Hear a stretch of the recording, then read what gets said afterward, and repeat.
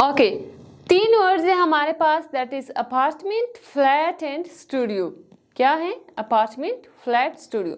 अब कुछ लोग कहते हैं जैसे मैं अपार्टमेंट में रह रही हूँ या रह रहा हूँ, मैं फ्लैट में रह रही हूँ। इन दो वर्ड्स में डिफरेंस क्या है? द डिफरेंस इज, अमेरिकन क्या कहते हैं? इन अमेरिकन इंग्लिश दे से अपार्टमेंट्स, और ब्रिटिश इंग्लिश में कहते हैं flat. So there is no difference between the meaning of two words. इन दोनों के मीनिंग में कोई डिफरेंस नहीं है। The third word is studio. Studio क्या होता है? स्टूडियो कोई भी एक रूम को कहते हैं, सिंपल आप कह सकते हैं स्टूडियो। वो पूरी बिल्डिंग नहीं हो सकती, एक रूम है जहाँ पे सम टाइम वीडियोस बन रही होती हैं। पेंटिंग है, पेंटिंग का एक अलग से स्टूडियो होता है। लाइक ये रूम है, यहाँ पे कोई बंदा एक पेंटिंग कर रहा है, तो वो एक स्पेसिफिक, आप ये कह सकते हैं लिटरेरी वर्क के लिए एक जो रूम स्पेसिफाई किया जाता है, दैट इज कॉल्ड स्टूडियो। जैसे फॉर एग्जाम्पल स्टूडियो में क्या होता है? वीडियोस बनती हैं। दूसरा मैंने क्या बताया है, अगर आप एक रूम है आपका, अपने घर में ही बनाया है, आप वहाँ पे पेंटिंग कर रहे हैं डेली बेसिस पे या जब भी वो आपका मतलब किसी भी टाइम करते हैं पेंटिंग, सो वो क्या हो जाएगा? उसको कहते हैं स्टूडियो। एक specific room in a house, that is called studio. Second word we have apologise and sorry. अब समटाइम हम कहते हैं आई एम सॉरी और I apologise. What's the meaning और what's the difference between these two words? इन दो words में difference क्या? आई अपोलोजाइज और आई एम सॉरी। अब जो आपका वर्ड है sorry, so that is informal, और जो अपोलोजाइज है that is more formal. Formal कैसे है? यहाँ पे देखें कि yes, I am sorry this is less formal and I apologise is more formal. एक चीज का आप लोगों ने ख्याल रखना है, जब आप कहते हैं कि आई एम सॉरी, आई के साथ क्या लगता है? M, then sorry. अपोलोजाइज के साथ आपने यहाँ पे एम नहीं लगा लेना। Apologise, I apologise. ओके,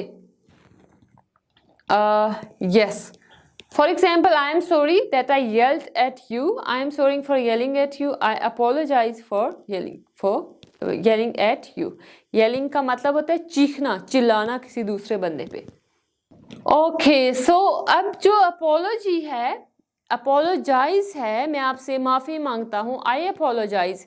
इसकी जो noun form है that is called apology. Apology mean यहाँ पे आप देखें, yes, the politician apologized for his offensive comment, but some people are saying his apology. His apology mean उसकी माफी।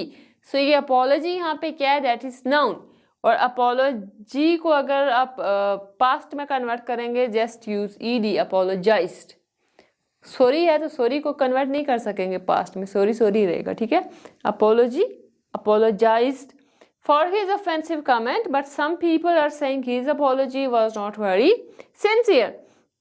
And the second sentence is, the company issued an apology to its customers for the defective product. यहाँ पे क्या है? word apology. Apology mean again आप simple कह सकते हैं, this is a noun, mean माफी, और apologize करना, आप किसी से माफी मांग रहे। Okay, if you give an apology, इसका मतलब है कि अगर हम कहते हैं ना I give an apology, mean I am saying sorry because I have done something wrong. मैंने कुछ गलत किया इसलिए मैं दूसरे बंदे से सॉरी कर रही हूँ या मैं माफ़ी मांग रही हूँ। Okay, but if you give an excuse, लेकिन एक्सक्यूज़ क्या है?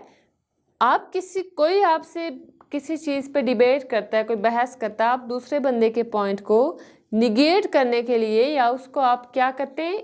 एक्सप्लेन करते हैं, क्लैरिफाई करते हैं that this is not the thing. आप उसको एक्सप्लेनेशन देते हैं कंप्लीट, सो उसको कहते हैं एक्सक्यूज। जैसे हम लोग कहते हैं ना कि excuses are not acceptable. Class में अगर आप आ रहे हैं, आप कहते हैं मैं लेट आया हूँ, गाड़ी नहीं आई टाइम पे, या कुछ भी वो बहाने जो होते हैं वो भी एक्सक्यूजेज में आते हैं, ठीक है?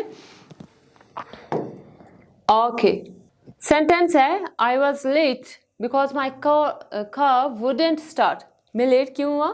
क्योंकि मेरी कार स्टार्ट नहीं हुई। ये एक एक्सक्यूज़ है, आप रीज़न प्रोवाइड करें so that why you are late. लेकिन अगर हम अपोलॉजी बोलेंगे तो अपोलॉजी में आप दूसरे बंदे से सॉरी बोल रहे हैं या माफ़ी मांग रहे हैं क्योंकि आपने कुछ गलत किया है, लेकिन अगर आप अपनी गलती को एक्सप्लेन करेंगे that is called excuse, not, उसको अपॉलॉजी नहीं बोलेंगे, ठीक है। The second word is apprise and apprise. दो वर्ड है हमारे पास, अप्रेज अप्राइज। अब जो वर्ड है the first one, this one, ये क्या है? Apprise.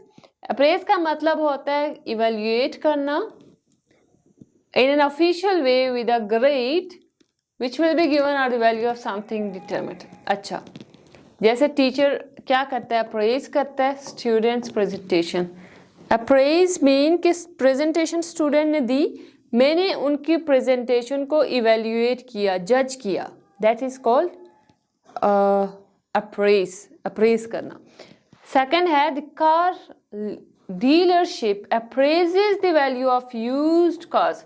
अप्रेजेस the value of used cars mean एक अप्रेज ये भी होता है तारीफ करना, उसको सराहना, ये भी होता है, ठीक है। और यहाँ पे क्या है? Car leadership appraises the value of used cars mean आप उस चीज़ को इवेल्युएट करते हैं, उसको आप वैल्यू देते हैं, ठीक है। और जैसे है कि yes appraises the value of used cars mean उसने जो यूज्ड कार्स थी उनकी वैल्यू को अप्रेज किया, सराहा, तारीफ की। Managers often appraise their employees once per year. Managers officially क्या करते हैं? अब कुछ कंपनीज ऐसी होती है ना, हर साल एनुअली वो कोई फंक्शन अरेंज करते हैं जहाँ पे के एम्प्लॉयज़ को बताया जाता है, उनको प्रमोट किया जाता है and then some time reward भी उनको दिए जाते हैं। लेकिन जो वर्ड है ओके इसकी जो नाउन फॉर्म है that is called appraisal. Appraisal, please give me your honest appraisal of the book I have written. अब वो कह रहा है कि ऑनेस्ट अप्रेजल मीन यहाँ पे इसका मीनिंग ये है कि अप्रेजल यानी कि आप मुझे इसको इवेल्युएट करके दें, बुक मैंने लिखी है, बुक को इवेल्युएट करके दें, इसको देखें कि इसमें क्या सही है और क्या गलत है, ठीक है।